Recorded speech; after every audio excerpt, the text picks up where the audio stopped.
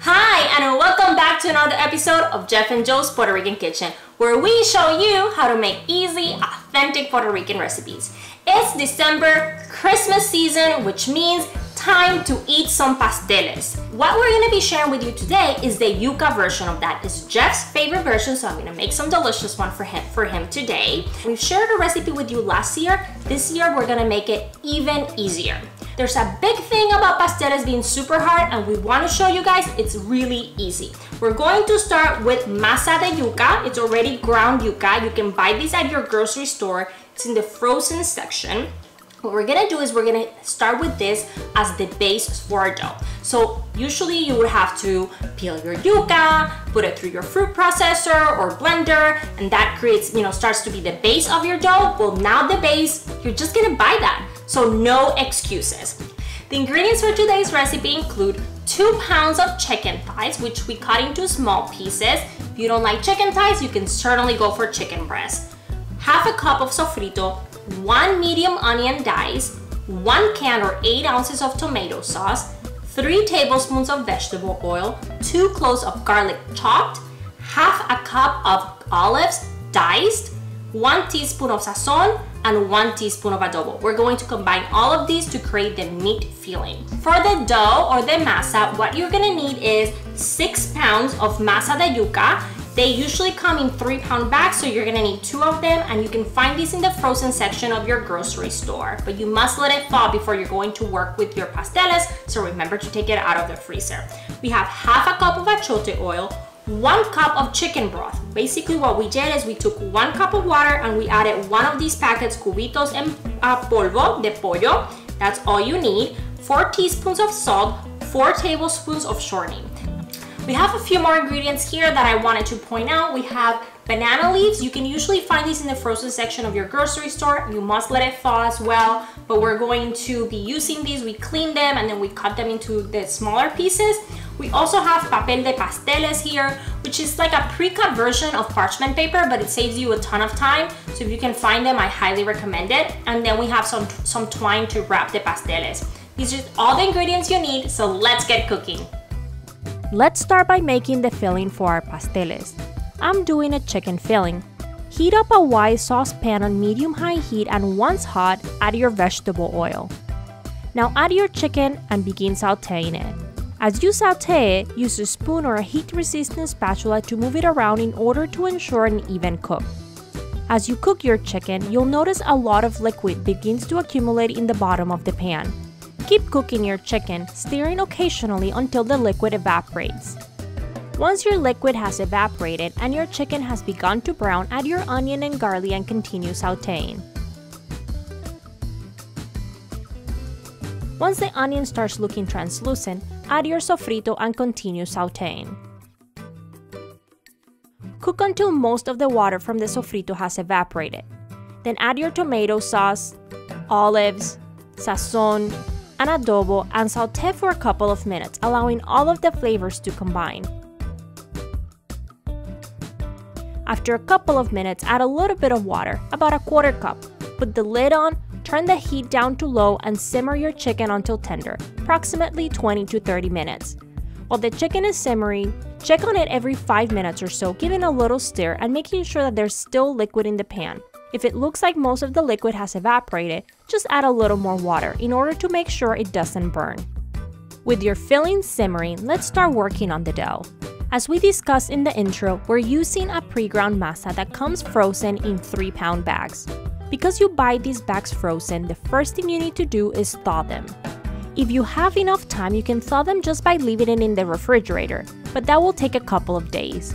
If you need to thaw them faster, just place them in the sink and run some warm water over them. Once they're completely thawed, dump the yuca into a large bowl. You want to make sure the bowl is plenty large to hold both bags of yuca along with the flavoring and still leave you plenty of room to mix.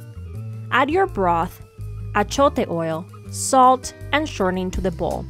Then using a whisk, slowly mix all the ingredients until you have a homogeneous dough. You'll notice that the dough has a deep orange color, which is the signature of pasteles de yuca. Now on to rolling your pasteles. First, let's get all of the supplies ready. This recipe yields about 18 pasteles, so prepare your supplies for about 20, just in case. You'll need butcher's twine to tie together your pasteles, cut into pieces about 30 inches long. Then you'll need banana leaves, cut into squares approximately 9 by 12 inches long. You can find banana leaves in the frozen section of your local Hispanic grocery store. Once thawed, wipe your leaves down with a clean, damp cloth in order to remove any dirt. Remove the stems in order to make it easier to use the leaves. Once you have removed the stems, cut the leaves into rectangles approximately 9 by 12 inches and set them aside. You'll also need some more achiote oil, which you can buy or prepare yourself. If you want to make it, check out our earlier video on pasteles in the link for an easy recipe you can make at home. With all of your supplies prepared, get your station ready for rolling pasteles. This process becomes something of an assembly line, so you want to make sure you have everything within reaching distance and you can start just cranking out the pasteles once you get started. Here, you can see that I've set up my annatto oil, banana leaves, and parchment paper on my left, with my masa and filling on my right. I then have left clear space right in front of me where I'll actually do the filling and rolling. Now we're ready to start rolling our pasteles. First, place a piece of banana leaf on top of a piece of parchment paper. Then brush your banana leaf with achiote oil in a rectangle approximately 5 by 7 inches long. Then add about 2/3 of a cup of your dough onto the rectangle of achiote oil and spread it out evenly across the rectangle of your achiote oil. Then add about 1/4 cup of filling to the dough. Now fold over your banana leaf so the dough fully encompasses the filling. Now fold up the size of your banana leaf and finish rolling your pastel. Once your pastel is rolled, set it aside.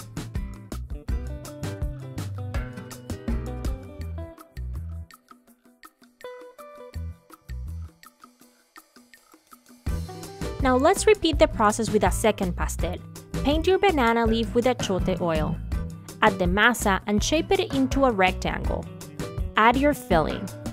Fold over your banana leaf so the dough encompasses the filling. Press it down to make sure it is evenly distributed throughout the banana leaf and then roll your pastel. With 2 pasteles wrapped, now we're going to tie this into a yunta. A yunta is the standard unit of pasteles and is simply what we call 2 pasteles that have been tied together. To tie a yunta, place your pasteles one on top of the other. Then lay your butcher's twine on the table and place your pasteles on top of the twine with the loose ends facing inward. Then fold the twine over the pasteles lengthwise. Turn your pasteles at 90 degrees and wrap the twine around the pasteles widthwise. Once wrapped, tie your pasteles tightly to ensure they won't get loose later when you're boiling them.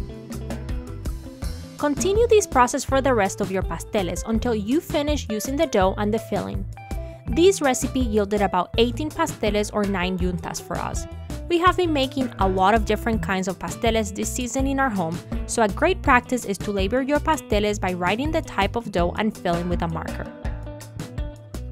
Once you're done, you can cook your pasteles right away or freeze them for later.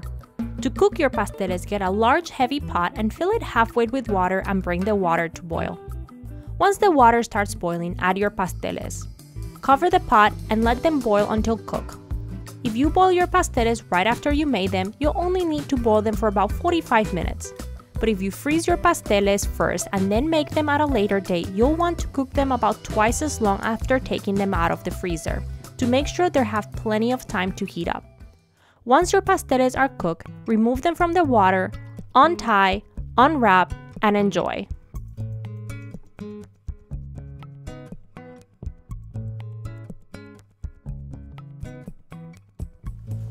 Well, the pasteles de yuca ready. I told you guys it was gonna be easy. Maybe you didn't believe me in the introduction, but we've shown you can make pasteles de yuca super easy. Let's give them a try. So good. They're soft, which is very important in pasteles de yuca. They're a little chewy. That's very typical in that yuca consistency. Some people like it, some people don't. I really like it. Just a great flavor combination. It's just like your mouth just like feels like, just like very satisfying. So, like we said, this video just highlights how easy it is. There's this like, long-standing tradition about making pasteles in Christmas, but everyone dreads it because they say how hard it is, and we just want to show you guys it's really not that hard. But we really hope you like this video. We hope you actually get inspired, you start making some pasteles at home, and let us know how it goes for you. Please like this video, subscribe to our channel if you haven't done that, hit that bell button, and please join us again next week for another episode of Jeff and Joe's Puerto Rican Kitchen.